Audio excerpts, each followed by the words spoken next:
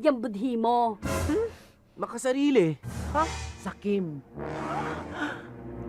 O ikaw, may opinion ka rin? Ha? Wala po. Bata pa po kasi ako nun eh. Pero usap-usapan ho sa opisina, demonyo raw kayo sa lupa. Sir, magandang gabi po. Ano meron? Ba't bukas lahat ng ilaw? Dumating po yung anak ni Maita galing sa Amerika. Si Maita may anak? Opo. Ay, eto para kay Jeronimo ito. Ay, Peter! Anak ko, si Samantha. May pasalubong din siya para sa'yo. We, hindi nga. Anak mo yan? Ang sakit sa tiyan, nakakatawa ka talagang galing mong mag-joke. O nga, anak ko, bakit hindi ba kami magkamukha? Ito naman. Gusto mo magsinungaling ako sa'yo? Bago may pagpatuloy ang paglait sa nanay ko, ito ang birth certificate ko. Nagpagawa ka pa sa recto, ha?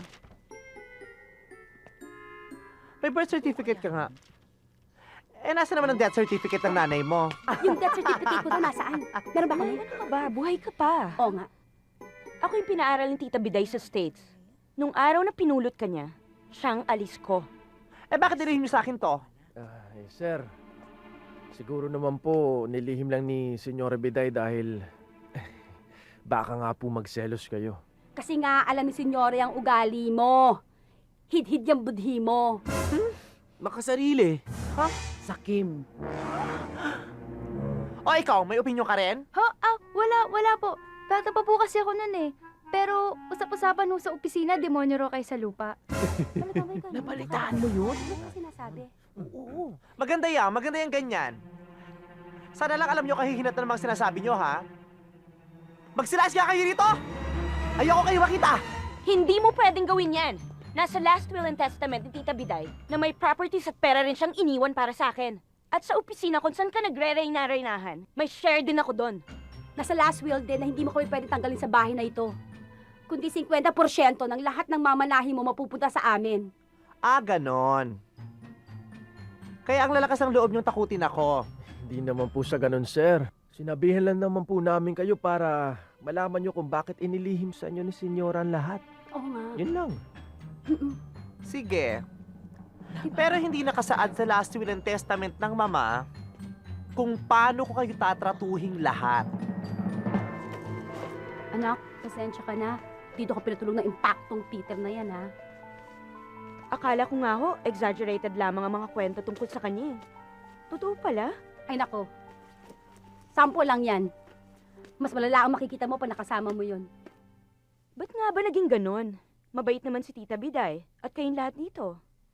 Ewan ko nga ba? Kay Senyora Biday lang mabait yung taong yan eh.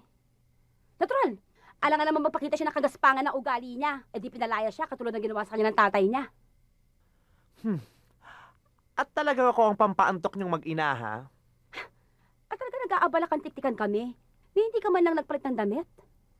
Oo. At matatahimik lang ang kaluluwa ko kung hindi na kayo natutulog dito sa pamamahay ko. At saan mo naman kami patutulugin?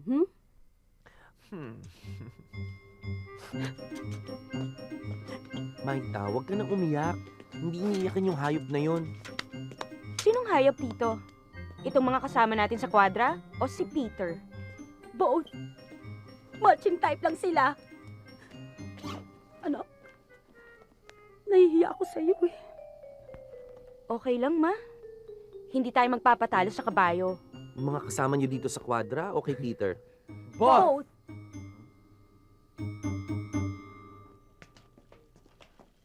Ay, miss, salamat po. Mr. Santos, kayo na po. Salamat. Maganda pakiramdam ko, Pasok? Insan. Mukhang tanggap tayo. Pasok tayo? Ayos! Talaga, Ayos! itong paper Ayos! sa Jefferson Chua. Babalik ka nito mamaya, ha? Anong ginagawa nitong dalawang hampas lupang dukhang mararitang dayok-dok Lupa raw. dito? Excuse me? Are you talking to us? Ikaw nga maswerteng nakapasok sa marangyang opisinang to.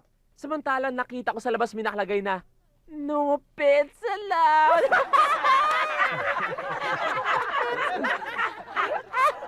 Sino ba kasi nagpapasok sa inyo dito? Ikaw nga dapat tinatanong namin yan eh. Dahil ang pagbumukha mo, dapat sa kwadra. Dahil mukha kang... Kabayo! Tigidig. Kaya pala nag-a-apply na niya mag-abroad kasi naghihirap na. Dina, Sabihin mo ka sa dalawang na to kung ba't ako nandito. Siya po kasi may-ari ng Solid Liquid Airlines. Kung saan kayo nag-a-apply. Tara, una na tayo. Uy! Teka, hindi pa tayo tapos. Nag-a-apply kayo, di ba? Gusto niyo magkatrabaho? Bakit? Kasi wala nang makain? Bakit? Kasi wala nang sumasakay sa bulok niyong kalesa. Guard! Sir? Sa susunod, pag singbaho ng kabayo, katulad ditong dalawang to, huwag mong papapasukin. Yes, sir. Mga patay gutom na walang makain-kain pero saksakan ng yabang. Uwi! Tara na, sir. Baka masipa pa kayo. Uwi!